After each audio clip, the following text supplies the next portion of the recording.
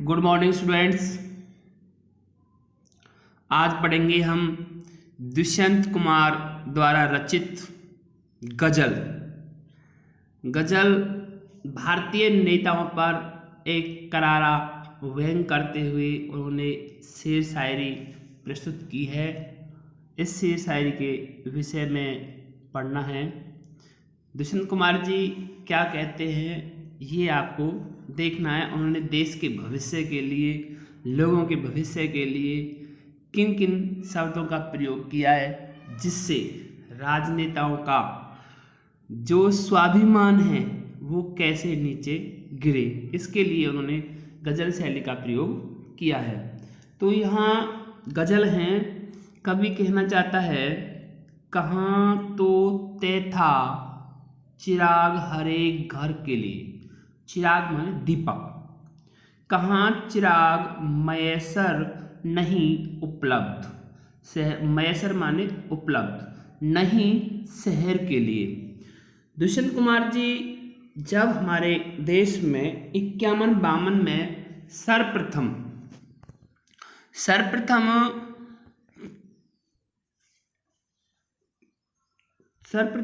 राजनीतिक नेताओं की राजनीति उतरी, तब राजनेताओं ने अपनी सरकार लाने के लिए लोगों को अनेक वादे किए और वो उन वादों पर खरे नहीं उतरे। तब दुष्यंत कुमार जी ने एक संवेदना युक्त होकर इन गजल शैलियों का प्रयोग किया है। कहते हैं कवि, कहाँ तो तय था, कहाँ तो राजनेताओं ने कहा था चिराग हरे घर के लिए कि हम दीपक प्रत्येक घर के लिए देंगे। कहाँ चिराग मयसर नहीं शहर के लिए, और कहाँ जो दीपक है वो पूरे शहर के लिए एक भी नहीं है। यानी कहाँ तो वो कहने वाले थे कि हम प्रत्येक घर को दीपक देंगे, और दीपक यहाँ शहर में भी उपलब्ध नहीं है, अर्थात पूरे शहर में एक दीपक भी उपलब्ध नहीं है। अर्थात कवि कहना चाहता है, तो जो राजनेता हुए थे उन राजनेताओं ने कहा था कि हम प्रत्येक आदमी को सुख सुविधाएं और दीपक यानी घर के अंदर खुशहाली लाने के लिए सुख सुविधाएं देंगे। लेकिन यहाँ तो सुख सुविधाएं शहर के लिए भी नहीं हैं, आदमियों के लिए तो दूर रहा, शहर के लिए भी नहीं है। यहाँ दरकतों के साए में धूप लगती है, चलो यहाँ से चलें उम्र भर के लिए। कवि कहता है कि जो ये राजनेता हैं ये हमारे द्वारा बनाए गए हैं। अर्थात जब हमारे द्वारा बनाए गए हैं तो इन राजनेताओं से हमें किसी भी प्रकार की सुख सुविधा नहीं मिल रही है। जब हमें यहाँ किसी भी प्रकार की सुख सुविधा नहीं मिल रही है तो ऐसे राजनेताओं को हमें छोड़कर चले जाना चाहिए, अर्थात इन राजनेताओं को छोड़ देना चाहिए। दूसरा व्यंग यहाँ कवि करता है कि जो हमने वृक्ष लगाए थे आज वो वृक्ष हमें छाया न देकर धूप दे रहे हैं। जब वो धूप दे रहे हैं तो ऐसे स्थान को छोड़कर हमें उम्र भर के लिए अपना स्थान ही चेंज कर देना चाहिए, अर्थात हमें यहाँ नहीं रहना चाहिए। ऐसा यहाँ दुष्यंत कुमार जी कहते हैं। न हो कमीज तो पाँव से पेट ढक लेंगे, न हो तो कमीज पाँव से पेट ढक लेंगे, ये लोग कितने मुनासिब हैं इस सफ़र के लिए। सफ़र माने यात्रा। दुष्यंत कुमार जी कहते हैं कि ये लोग इतने लालायित हैं, यदि इनके पेट पर वस्त्र नहीं है अर्थात शरीर पर कमीज नहीं है तब भी इन्हें कमीज की आवश्यकता नहीं है।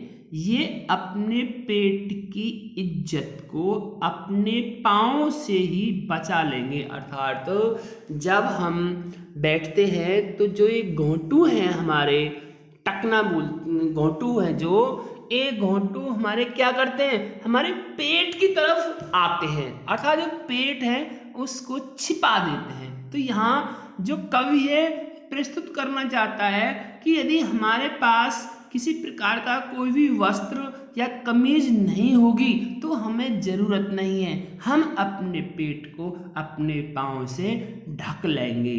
ये लोग कितने मुनासिब हैं इस सफ़र के लिए, यानी कि ये लोग इतने मुनमनाइत अर्थात तो इस यात्रा के लिए उपलब्ध हैं, अर्थात कहना चाहते हैं कि यदि हमें इस प्रकार की यात्रा भी करनी पड़ती है तो हम इस यात्रा को कर लेंगे, हमें किसी प्रकार का कोई भी दुख दर्द नहीं है, हम इन सभी को सहन करने के लिए तैयार हैं। जो ये गज़ल शैली है ये आपकी शांत रस की है और इसमें छंद है, गज़ल छंद प्रस्तुत करना है आपको। और जैसे चिराग शब्द है तो चिराग शब्द के लिए यहाँ अनेकार्थी शब्द यूज किए गए हैं, अनेकार्थी शब्द यूज कर सकते हैं, चिराग, सुख सुविधाएं, दीपक, और भी अपना इस घर में जो उसे खुशहाली देना, अनेकों शब्द इसके हैं जो कि इसमें प्रयुक्त किए गए हैं। यहाँ दरकत है जो बड़े बड़े वृक्षों के लिए शब्द प्रयुक्त किया गया है।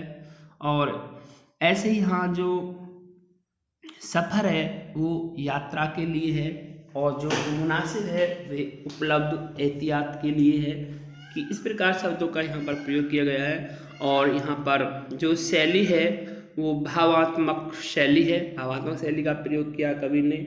और अभिधा शब्द शक्ति है, इसके अंदर शब्द शक्तियों का प्रयोग किया गया है। अलंकार जो हैं अनुप्रास की छटा का प्रयोग है, अनुप्रास अलंकार के द्वारा आप इसे प्रस्तुत कर सकते हैं। और इसकी जो भाषा है वो खड़ी बोली है, खड़ी बोली के द्वारा प्रस्तुत किया गया है। इस प्रकार आप इसे प्रस्तुत करने में समर्थवान हो। ये है तो दो पंक्ति के, लेकिन इसका जो अर्थ आपको प्रस्तुत करना है वो अर्थार्थ में करना है, क्योंकि यहाँ जो कवि है वो व्यंग्य कर रहा है, एक तरफ तो किसी दूसरे की ओर कह रहा है और एक तरफ किसी दूसरे की ओर, अर्थात जैसे अन्योक्ति अलंकार के एग्जाम्पल होते हैं ऐसे ही ये कवि यहाँ इन गजल शैलियों को प्रयोग कर रहा है। इस प्रकार आपको इनकी व्याख्या करते समय अर्थार्थ शब्द का प्रयोग अवश्य करना है। आगे देखते हैं, आगे देखिए, कहता है कवि, खुदा नहीं न सही आदमी का ख्वाब सही, कि हम भगवान नहीं हैं, खुदा ईश्वर, हम भगवान नहीं हैं, आदमी का ख्वाब सही। लेकिन आदमी सपना ले सकता है, ख्वाब सपना ले सकता है, कोई हसीन नज़ारा तो नज़र के लिए, कोई हसीन यानी कि कोई सुख सुविधा वाला नज़ारा दृश्य अपनी नज़र में आँखों में ला सकता है। अर्थात यहाँ कवि कहना चाहता है यदि आदमी के पास किसी प्रकार की सुख सुविधाएं नहीं है तो वो उन सुख सुविधाओं का एक सपना तो ले सकता है और उस सपने से अपने आप को हसीन बना सकता है, एक सुंदर रूप बना सकता है। इसलिए यह कवि कहना चाहता है कि मनुष्य ईश्वर नहीं है पर वो ख्वाब तो ले सकता है, वो अपने जीवन का एक दृश्य बना सकता है, अपना एक कार्य कर सकता है। आगे, वे मुतमिन की पत्थर पिघल नहीं सकता, मैं बेकरार हूँ आवाज में असर के लिए। कवि कहता है कि ये लोग कितने मुनासिब हैं। कैसे मुनासिब हैं? जिस प्रकार पत्थर पिघल नहीं सकता उसी प्रकार ये राजनेता हैं। यदि इन राजनेताओं से किसी प्रकार की बात कही जाए तो ये किसी बात को मानने के लिए तैयार नहीं होते हैं। मैं बेकरार हूँ आवाज़ में असर के लिए। यदि मैं इनके सामने अपनी किसी प्रकार की बातें रखता हूँ तो वो बातें बेकार हैं, अर्थात उसे मानने के लिए बिल्कुल भी ये लोग तैयार नहीं होते। इसलिए कवि कहता है कि इन राजनेताओं से बातें करना भी बेकार है, ये किसी भी बात को मानने के लिए तैयार नहीं होते।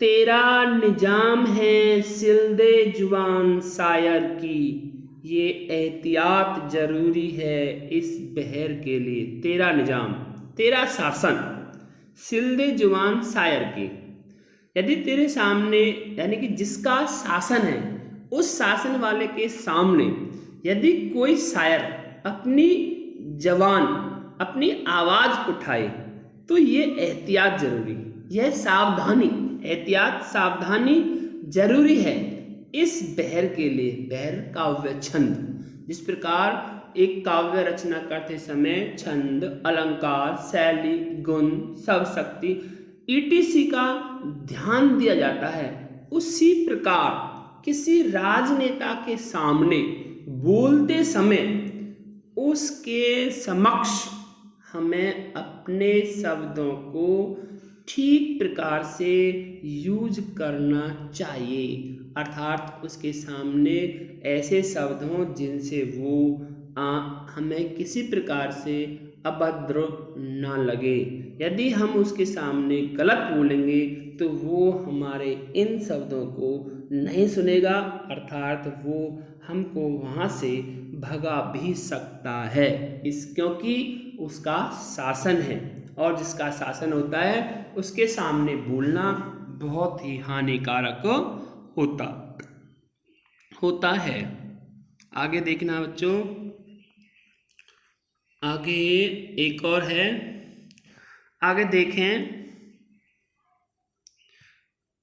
कवि कहता है जिए तो अपने बगीचे में गुलमोहर के तले, मरे तो गैर की गलियों में गुलमोहर के लिए। यहाँ कवि बिल्कुल प्रस्तुत करना चाहता है यदि हमें अब जीना है तो उस जगह जीना है जहाँ हमने परोपकार किया है, अर्थात दूसरों के साथ अच्छा व्यवहार किया है, अच्छा एक नाता रखा है, वहाँ हमें जीना चाहिए। और मरे तो गैर की गलियों में गुलमोहर के लिए, यानी कि यदि हमारी मृत्यु भी हो तो ऐसे स्थान पर हो जहाँ हमने परोपकार किया हुआ हो, अर्थात जहाँ लोग हमें जानते हों, जहाँ लोगों के साथ हमने एक अच्छा व्यवहार प्राप्त किया है और उन लोगों के साथ सहायता की है, इस स्थान पर हमारी मृत्यु होनी चाहिए। ऐसे स्थान पर हमारी मृत्यु ना हो जिस स्थान को हमने देखा ही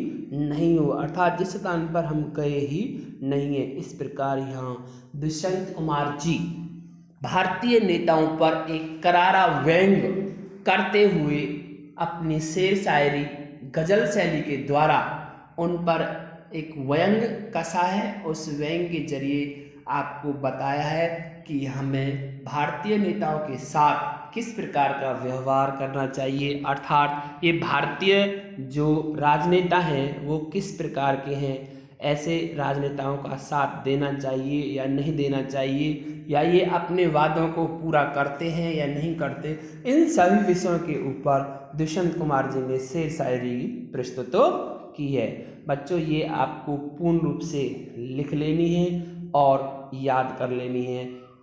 इसके लिए आप सभी जानते हैं कि आपको सबसे पहले संकेत, संदर्भ, प्रसंग, व्याख्या और भावार्थ 5 पॉइंट में व्याख्या करनी है। व्याख्या करते समय ध्यान रखें कि प्रत्येक पंक्ति को अर्थार्थ से जरूर जोड़ें, तभी इसकी व्याख्या पूर्ण रूप से होती है।